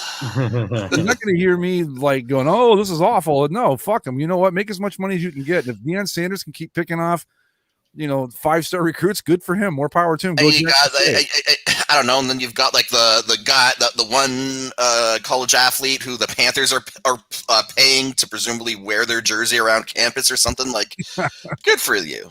Good for Yeah, you. I got no issue with any of it. Are we done with the playoff games? Is that it? That's it. That's all. Yeah, that's Yeah. it. Oh, all right. I thought we had another one somewhere in there. I guess not. Nope. No, that's all Nope. 6. All right. There you go. Yeah, we got say there's been a lot of stuff. Hockey's been weird lately because they're moving everything around. Well, the big hockey news is that, guys, hold on to your hats, hold on to your butts. The Tempe deal is not going to happen for the Coyotes. Well, again, Kidding. I read the story, and I guess they have a backup plan for like some Indian land next door. Oh, sure. God All right. damn it! What a bunch of assholes! Oh, we can't get this land. Let's go fuck the Indians one more time. No, the Indians we're offering them the land. Yeah, that's what they say. Yeah. That's what all those treaties said to us. I mean, we were offering the land back then too, right? Look, I will say the Greg's gonna go protest this. Of like, I think it's the Pima Indians. Dude, I'm used to it.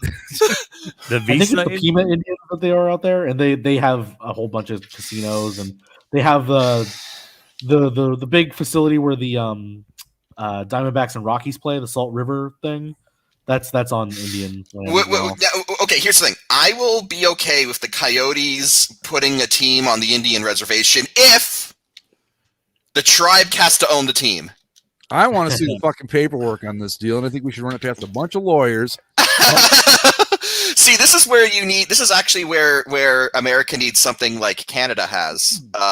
Canada has the Royal Proclamation of 1763, which states that Indian land cannot be seized without a good faith negotiated treaty.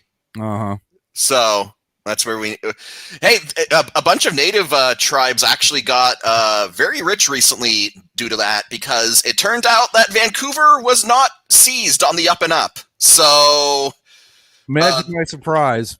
So the courts said that the government had to pay the local native tribes like a whole bunch of in compensation. So man, I just love that the Coyotes, they're like in the conference room sitting around and like, well, we could always just rob the Indians. Debbie won't give us the land for the stadium. I just are the Coyotes gonna roll up in like fucking like 1700s colonial uniforms and just be like, right, well, we claim this land. we'll give you some corn and some tobacco, some whiskey, and a Bible. Get the hell out of here. A Bible? Jesus Christ. So my parents were at ironically, they were at a Coyotes Blackhawks game the other day, which the Blackhawks lost. And I told my mom, like, I want to get some Kachina merch. So if you see some, cool Kachina stuff, grab me a hat or a shirt or something. It's like $50 for a hat or a shirt. Like a plain ass hat and a plain ass shirt. Yeah, because basically the Coyotes are run by Hispanic Trump. It's like you should be paying me to take your merchandise. What, you sad sack team that's getting evicted? Like, fuck you.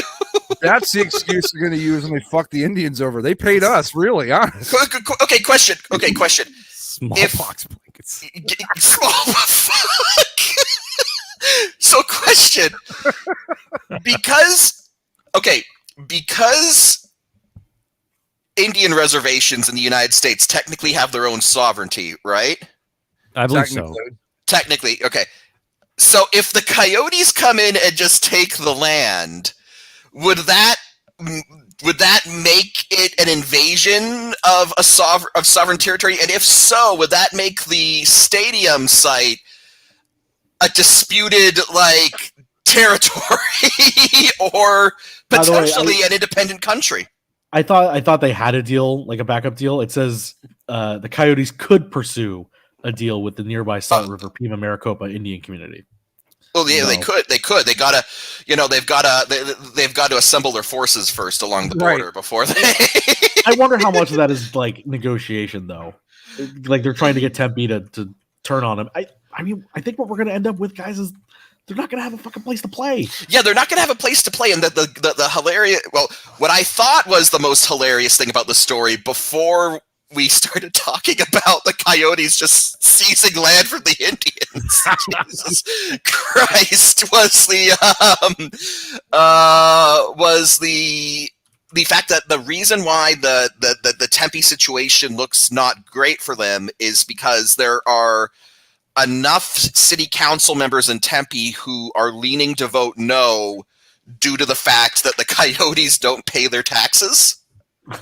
Oh, you what? Why would somebody think they have a bad track record with that? Yeah, right. What was that? Right. Well, that's the thing. Is like you're moving on. It's like, okay, you're leaving your current building because you're not paying your taxes and your rent on time. So what sort of promises are Guarantee? you going to give Yeah. the next group that, hey, no, we promise we're going to do it this time?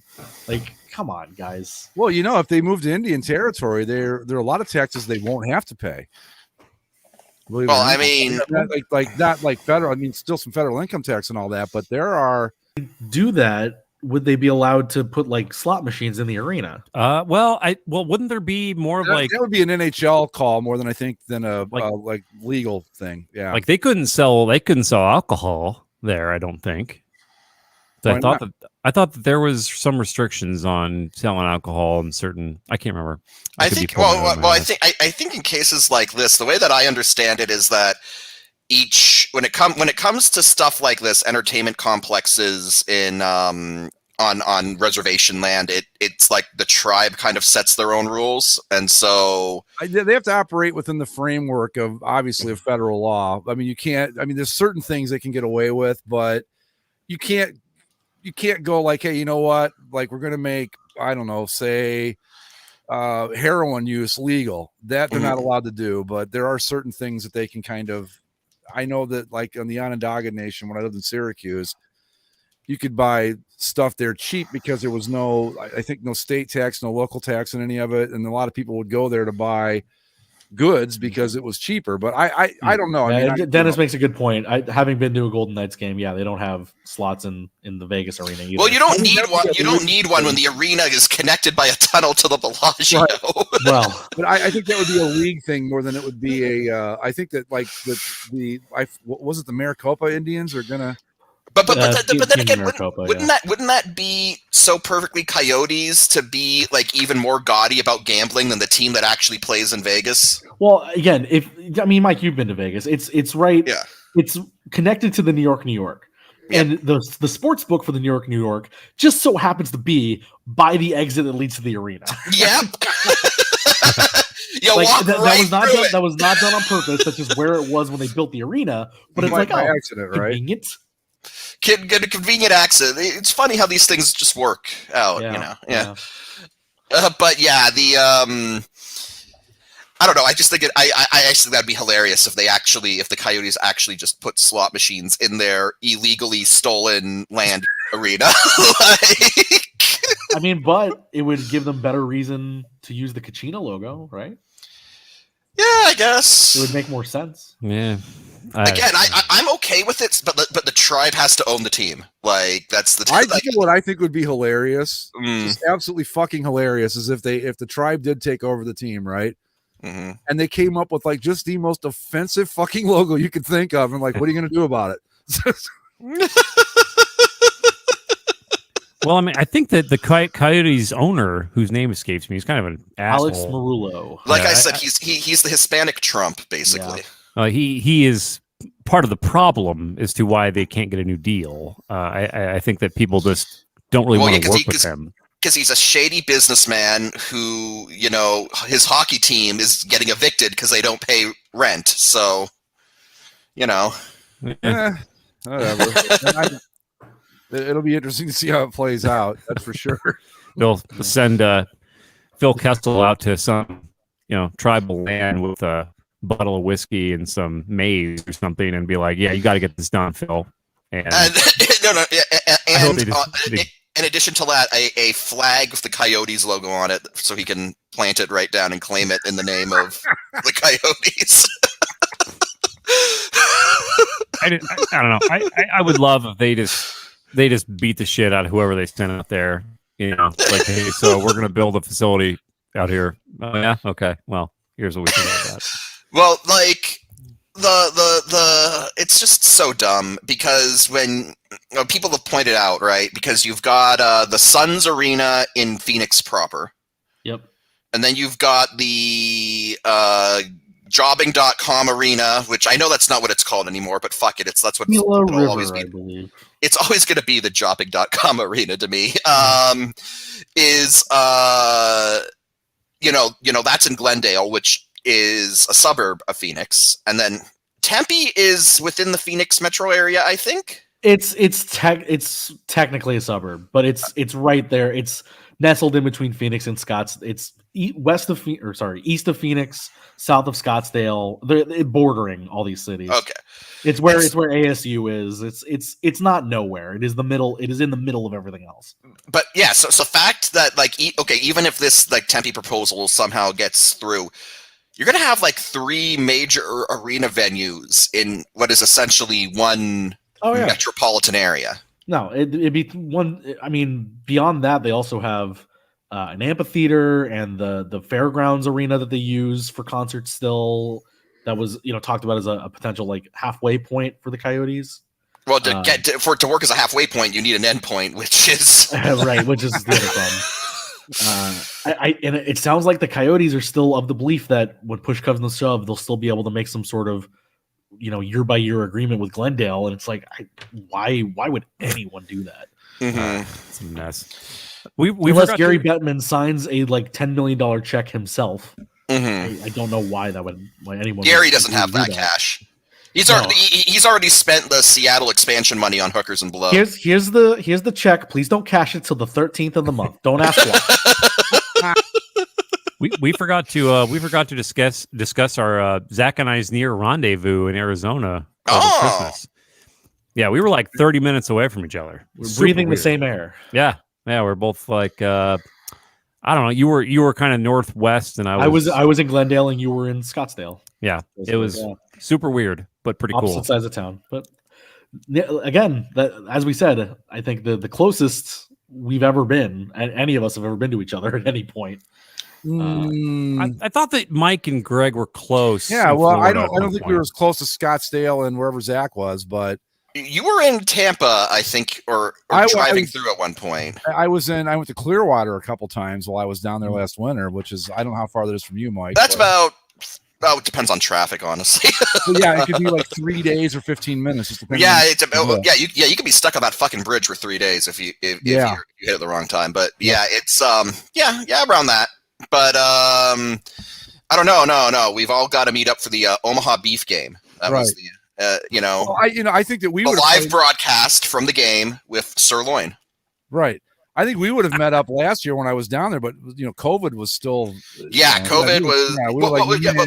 COVID was still a concern, and the state was still taking it seriously. Now, if you come down, like everything's open, nobody fucking cares. So you know what? It was open when I was there. It's really, I don't know what the difference could be at this point. But no, that's right, because you saw like the lynching tree and shit. Yeah, cool, man. Lynching tree, the hanging tree. Right. The hanging tree. God bless Florida. The Confederate statue that it's in the front of the courthouse, I think it is, or the yeah. Oh yeah, we decided that the best solution would be to replace it with a statue of Bray Wyatt because he was like from there. I talked about it back then, but I'll say it's spooky as fuck, man, to be around that thing. It's really weird, and I guess that maybe it's because I'm from the north and I'm not used to it, and I would hope no one's used to it, but seeing that Confederate statue was just like a shock. It was like, wow, these things are real. I can almost like go, okay, with like a historical figure, I almost get it, but this was just a fucking Confederate soldier dude that a bunch of women back in like 1910 decided, you know what, we're going to honor these guys. And it was, I forget what the saying was on the other side of the statue, but I was like, whoa, this is just really messed up. And what is this? What is Andrew Luck's facial hair? I mean, I don't know. He's had a mustache. He looks like he's slimmed down too. There was another picture, him and RG3 standing next to each other doing, promotional shit out on ESPN, which is just surprised he never came back.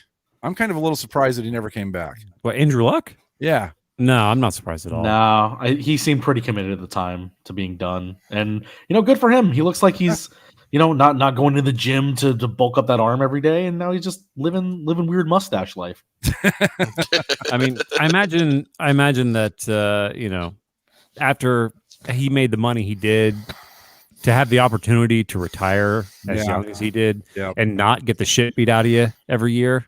I think it's a wise choice that he did. But he looks, I've seen a bunch of people being like, oh man, Freddie Mercury, look, the whole like, he's terrifyingly thin. He's so gaunt. But that's just football. Like there's so many, pictures of guys who stop playing in the NFL after a few years. They drop like 100 pounds and stop taking look, PEDs. all those, especially the linemen. When you see some of these linemen after they retire, it's like, whoa. I was going to bring up Joe Thomas. You guys remember him, the lineman from the Browns, right? Yeah. You wouldn't recognize that dude right now if you saw him. No, it's like you seem to go. There's no way you play offensive line in the NFL. You're too small. He looks like a normal dude now. It's really weird. Yeah, don't have to keep forcing their bodies to hold an extra 200 pounds of crap. Yeah. Before we head out today, I did want to slide in a Zach's tab. Oh, well, by all means, Mike, if you could. Zach's tabs. There we go. Lined up. Sorry, so we'll just have to go with that. Sorry. So, interesting story out of the Los Angeles Police Department today. Oh, nothing bad ever comes out of that. I think I know what this is going to be. Go ahead. Two LAPD officers have been fired today. For instead of responding to an attempted burglary, they they went to go catch a Snorlax on Pokemon Go instead. Priorities. Yeah, right. They were being fired, and then they appealed the decision, saying that we were just talking about Pokemon. We weren't actually catching them. And hey, you shouldn't be you shouldn't be recording our squad car conversations anyway. That appeal was denied. Somebody had the excerpts, but it was basically like they were talking about Pokemon. They were playing Pokemon Go, and they're like, "Hey, there's a Snorlax off Crenshaw and 46th." He's like, "Oh, I can swing around there." And right as they're doing that, they get 10-4. This is we got a burglary in progress on whatever. And the guy says, "Screw it. Let's go over here." A Togetic just appeared on the map. So they go. Sorry about the robbery, but we got a Pokemon. We got to This to protect and serve. And at some point they said, got him. And it was like, but you would think, if a police officer says, got him, that means they arrested someone. No. He got the Snorlax. Oh, good. Yeah. Good. And then they went around the corner. They went around the corner to get the Togetic, and that was giving him a really hard time. But he eventually caught him. It's a Togetic. And got him. So that's good. LAPD got their man, or Mon, as it were. Wow. It's lest we be too harsh in judgment. It takes a lot of commitment to be the very best. I thought you were going to bring up the. Did you guys see the thing where they? They saved this guy that landed his airplane on the train tracks, and they got him off the plane seconds before the train. My buddy's a TV reporter down in San Diego. He sent me that video. Yeah, insane! Literally seconds before the guy is bleeding from the head and the arm and whatever the hell else. Yeah, and they get him out, and half a second later, just plows through the airplane. Yeah, I mean, it was like something out of a movie. It was amazing. That's what I thought you were going to bring up. But I think the Pokemon thing. I mean, this was great, but the Pokemon thing. Come on. Yeah, that's just funny. Yeah. Wow. Yeah, weird stuff. Then there's wild and crazy stuff. Johnny Carson making an appearance. A really good show. Pokemon. Oh, Jesus. I don't know. There's something about that's just comical. Also, adults playing Pokemon Go in the year 2022, I enjoyed Pokemon Go at its first summer height. It was an incredible social experiment. But you can put it away now. I can't believe it. I didn't know it was still a thing. Yeah, wasn't it 3 or 4 years ago? That was it was pre-COVID. It was pre-COVID. 5 or 6, dude. Yeah. It was quite a while ago. Oh my God! The legal paper about it is they actually have the documents. This is hilarious. Yeah. So let's see. Some fucking the Togetic. Oh my God! Don't run away! Don't run away! Holy crap, man! This thing's fighting the crap out of me. Holy crap! Finally, put that audio over an actual arrest happening, and it's no different. But just play that audio and be like, "What are these officers talking about?" And you would say, "Oh, well, they're arresting the burglar. Clearly." And you'd be like, "You're wrong. They were tackling a Snorlax."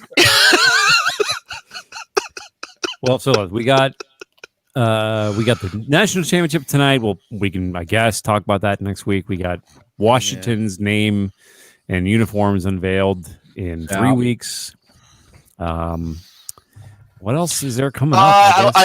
I just want to say one more thing before we go about the whole Washington thing. 32s is a great name, and everyone else who doesn't think that can just fuck off and die. So I agree. There we go. Let's get that out of the way. We'll have the playoffs to go for a bit, but then this is like the dead period because now we're also going to get to the NHL's All-Star break, and then whether or not they're actually going to reschedule games into the Winter Olympic period. Right.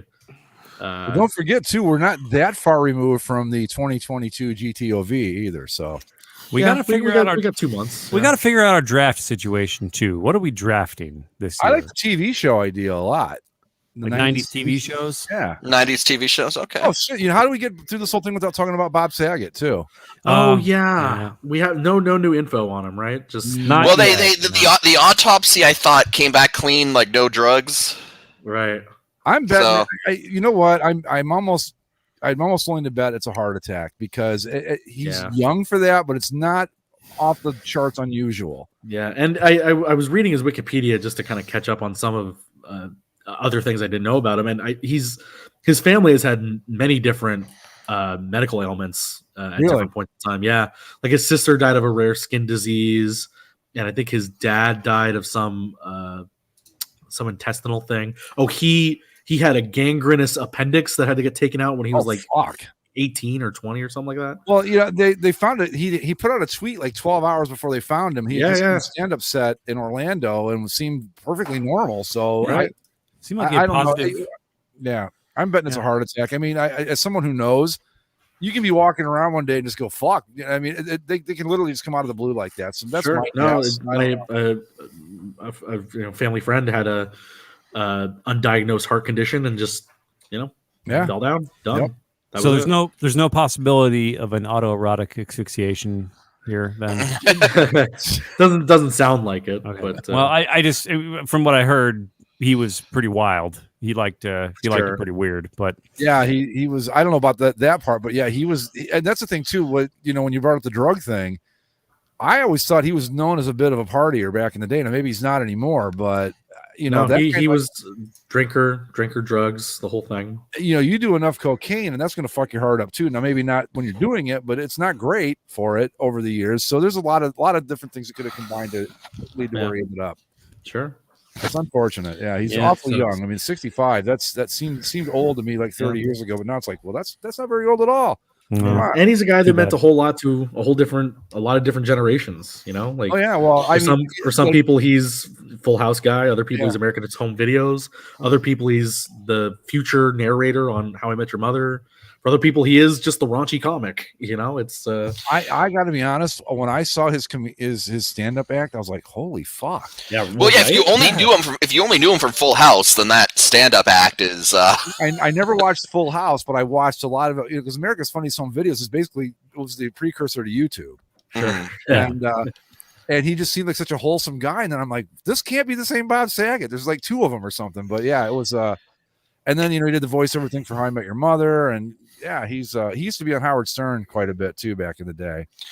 And that's where really he come on and he'd be like, "Fuck this, fuck that." I'm like, "Wait, that's Bob Saget? Come on!" But, well, he had a hell of a career, and he did. He really did. Plenty of people that he worked with came out with nothing but great things to say about him. Not rare for a guy that famous that nobody was like, "Yeah, he was a dick." Yeah, that's I think it was funny because I think Tom Arnold of all people said the only people that were mean to Bob Saget or Bob Saget was mean to were his best friends. And it's like, yeah, that's kind of a nice way to put it. Yeah, I don't remember. I mean, even back before all this, I don't recall anybody ever going, "Yeah, that guy's really a jackass." Yeah. That would talk about him and stuff. But yeah, it's a shame. It's awfully young. But we'll find out. I mean, we'll get to the bottom of it, I'm sure. But I'm betting on heart problems. We'll see. But it's one of those. They come in threes, right? You had Betty White just before 100, Sidney Poitier, and Bob Saget. Man, Betty White. Well, have you guys seen that? Like the People magazine that came out, Betty White. Yeah, they had it all set to go. I saw one in the wild at a grocery store yesterday. And at first I was like, well, this could be a valuable collector's piece. And I thought, no, they're going to print them by the fucking thousands now because everybody wants to buy them up. Yeah, but they're going to be worth anything. But it was crazy. Another death that occurred was I don't know if you guys watched the documentary from a few years ago, The Jinx. No. Oh, about Robert Durst. Yeah. Robert Durst. So anyway, Robert Durst, he's a Oh murderer. yeah, the murderer guy. Yeah, so he total murder. He died in prison over the weekend. Pity. And funnily enough, so when he died on Twitter, trending in music was Limp Bizkit, and I think a lot of people Oh. people confused him with Fred Durst. Sure. But, anyway, Fred Durst is still alive, still very much alive, I think. So Well, Wearing I think a backwards red hat somewhere. the backwards red Yankees hat. That was That's right. That's what I wanted to bring up on that topic, and I can't remember now. No, it's Well, the only other thing I have left to talk about tonight, and who knows, it might actually become a topic in the future, depending on how the show goes. But serious Fresh Prince of Bel-Air is happening now. I saw that.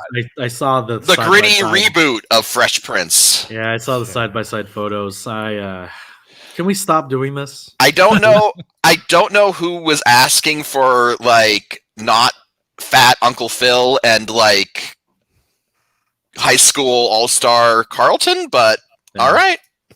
Yeah, it's just called Bel Air, right? Yeah, just Bel-Air, yeah. Oh, I know what I was going to say regarding Betty White. I think her birthday is January 17th.